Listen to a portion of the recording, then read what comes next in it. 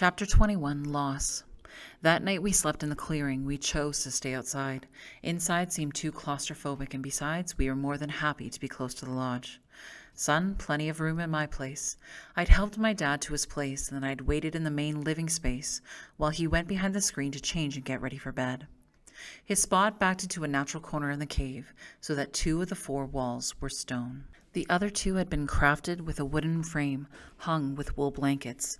The structure had a roof, an old hospital blanket that sealed in the idea of privacy if nothing else.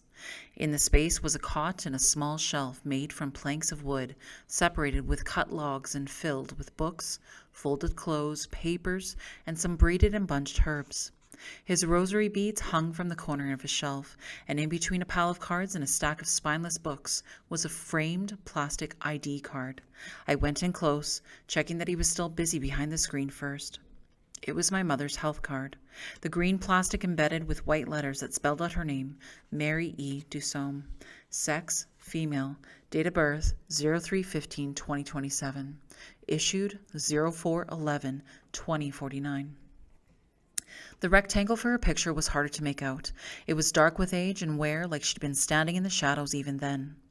He returned, his eyes half closed even as he spoke, leaning on a carved crutch that curved under his arm like a smooth cradle. The reunion, the sweat, the long day had all taken their toll. He wore a pair of gray sweatpants and a droopy wife beater that showed the sagging skin on his arms and the strength still hard in his chest. It also revealed a series of scars knotted like bark up his side, around to his back, and climbing up his neck and into the back of his hairline. Nah, I'm okay. Just gonna help the crew with their stuff. Maybe I'll sneak in after. He nodded, pulled me in with one ropey arm for another hug, and patted me hard on the back, digging his chin into the crook of my collarbone so that I knew he was working out the reality of my physical presence. I turned to leave, pausing at the exit. Dad? Yeah? He was lowering himself onto a cot. Mitch gave himself to them so that I could get away. Mom couldn't. Dad hung his head, perched on the edge of his cot, knuckles flat against the mattress like a resting gorilla, so that his shoulders sat high by his ears. He didn't say anything. It was too much right now. Maybe soon we can talk about them, eh? Real soon, French. He kept his face tilted towards the floor. Real soon. I was exhausted, but we needed to talk. Others knew it, and when I returned they were already sitting at the fire. Somebody had thoughtfully helped Slopper with his tent, and he was already passed out inside of it. I could hear his reedy snore through the canvas. You staying out here? Tree seemed surprised, but also a bit relieved. Yeah, I'm still part of this family, aren't I? Yeah, Zegwin answered. It's just that you have a real family now. Real? What's that supposed to mean? You're not real? I picked up a stone by my foot. So this won't hurt then, and I chucked it at him through the fire. Ow, geez, he rubbed his shin, where it had bounced off his shin. All right, we're real, he laughed. So we need to figure out some things then, I guess. I addressed Meg, who was sitting up very straight, staring at the low flames. No, not really, and I was surprised by his answer. What do you mean? It was Rose. Don't we need a plan? Sure we do, he replied. But the end is the same. We are going to get Minerva. French was led here by that belief, and it turned out to be a good one. Minerva is close by, and he found his dad. That's a pretty overwhelming sign that we're on the right path. I think I expected more hesitation and maybe a story or 7 about what happened at the schools. Not that Mig was weak or cowardly, not at all. Just that we expected him to be more skeptical, to calm our feverish ambition, to be the voice of steadfast reason. Instead, we found a tired old man and a cooperative soldier all wrapped up in one Indian. It was like he had faded, somehow. I just mean the dreams, the words. Don't we need to talk about Minerva finding the key? She didn't find anything. She already had it. Maybe we just need to be better listeners. I pressed him. What about strategy, a plan? Shouldn't we be mounting an attack now, while it's dark? This isn't my territory. Tomorrow we can meet with the council and figure things out from there. He yawned and walked out of the ring of light thrown by the fire. Right now, I need sleep. We're off too. I wasn't sure Tree and his brother had picked up on the subtle shift in Mig. They stood and made their way over to the tent, more in unison when they were tired than any other time, and I noticed their cap was on neither head. Maybe that was it. Maybe we were all just exhausted. It'd been another day on the run, another day of being woken up by strangers in our space, and then at the same time, a day unlike any that we'd had. Hell, I was tired. Wob started the work of putting out the fire safely, but she had an odd serenity in her movements. Cheeboy began his usual end-of-the-night patrol. I turned towards the steady drone of Slopper's snore before Rose grabbed my arm, just above the elbow. "Can you come to my place for a minute?" The invitation knocked some of my anxiety out of my limbs. I rarely got to spend time with Rose. We were a sad, rushed bunch these days. But the slightest touch and I was right back to being a teenage boy with the biggest crush in the world. And I thought maybe it might be more than a crush, what with the afternoon by the river. But I couldn't be sure. Everything was hot and cold and horrifying and hopeful. Terror is an odd bedfellow. Sure. I crawled into the tent after her and was immediately struck by how empty it was. There was one bedroll in the middle of the space. Against the back wall were her bags, one open with a couple pieces of clothing pulled out. Beside her bed was a small solar-powered lamp that cast a moon glow that didn't quite reach the corners. In here I could smell the angst and the earth and awkward of my own body, and I was embarrassed. I stayed by the door while she crawled to the back wall. "You okay?" I wasn't sure I was. "Yeah." "That's crazy, eh? Finding your dad?" "Yep." She examined my face for a moment before continuing. "I think Meg is a bit worried." "About rescuing Minerva?" I started to pull off my sweater. It was warm in here. "No." She tilted her head and thought. "No, I don't think so. I think it's more about you." "Me?" I paused, my sweater halfway over my head. "What about me?" "Well, you've changed." I was quiet. Had I really changed? After all, I didn't feel changed. I just felt less. Or maybe it was more. Not changed so much as living at a different volume. And I think even though it's great that we found your dad, well, you know what happens when we find family. Now she sounded worried. She dropped her beautiful face so that the waves of her hair covered half of it. I wanted so badly to move it aside. I wanted so badly to kiss her again. And I couldn't tell her I wouldn't leave, that I would never leave, but I couldn't.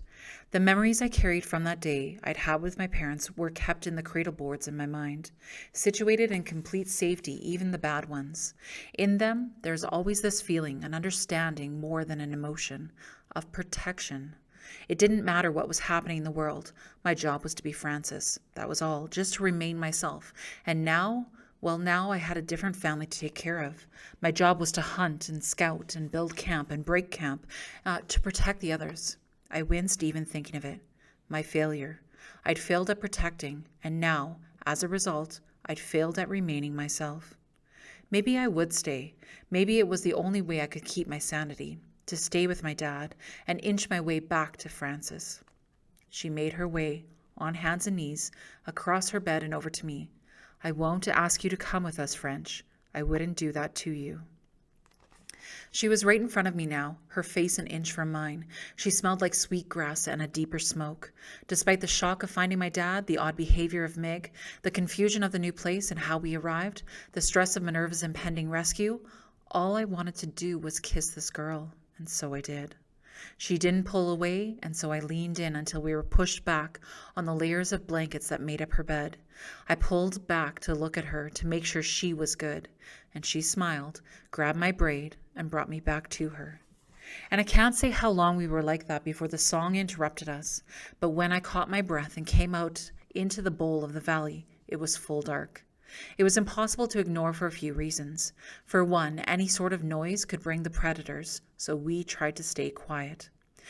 And then there was the song itself that sent me out of the tent. "Do you hear that?" she'd whispered through my hair. I listened. There it was. "Yeah," I responded against her neck. We stayed still, just listening to the shake of the dry seed rattle, alert to danger until the singing began. Migwans. Now I stood near the fire pit and set my feet in the direction of his voice.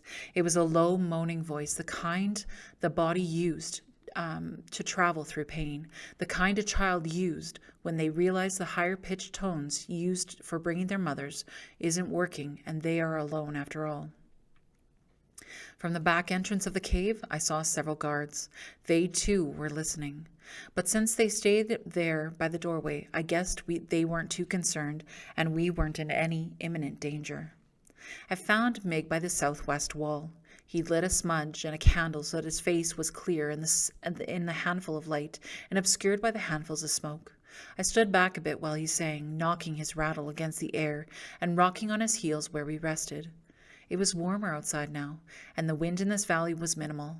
Mig wore a t-shirt and black jeans without the burden of coats, and I was reminded of his life outside of us. The scars from his school stay, the tattoo of the feather below his collarbone, the outline of the buffalo on the back of his hand.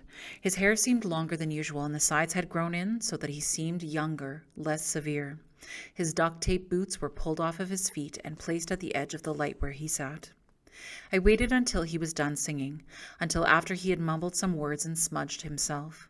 I waited still, while he settled into a more relaxed cross-legged position, and even when he packed up his rattle and a docked feather, I waited. Well, come here then. He didn't look up as he put away his bundle. I came into the light and sat opposite him, mimicking his cross-legged pose. You still up? It was an odd question that he didn't mean, since obviously I was still up. What he meant was, why was I still up? Haven't made it to my tent yet. I meant it to sound nonchalant, but his return smile made me blush. Rose must be lonely in that tent by herself. And I squirmed a bit. It's okay, boy. All I'm going to say is that babies are our most important thing we have to move ahead. So when they come, they need to come to families who want them and are ready to take responsibility. It's not like, we're not. He held up his hand. Don't worry. No need to explain that to me. You're a good man, French. I already know that. We sat in silence for a minute before I switched gears, the uncomfortable subject making it easier to ask what I really wanted to. Mig, are you okay? Are any of us okay? No, really. I leaned in to touch his knee. I needed him to know that I was serious. You seem weird since we got here. Just since we got here? He smirked, then he waved away his own lightheartedness. I know what you mean, French. He gathered the edges of his buckskin bundle and tied them off. Just tired, I guess. All this running. No, I'm more tired of missing Isaac, is all. Just an old man with an old love, I guess. All this talk about Minerva and the schools must have brought up a lot of unresolved feelings for him. I thought about him pouring 100 vials into the ground one by one, mourning his partner. Well, I wasn't sure what to say. We'll get Minerva, and then we'll shut them down, all of them. He looked at me in the eyes, the first time since I'd sat down. I know you will, Francis. I know you will.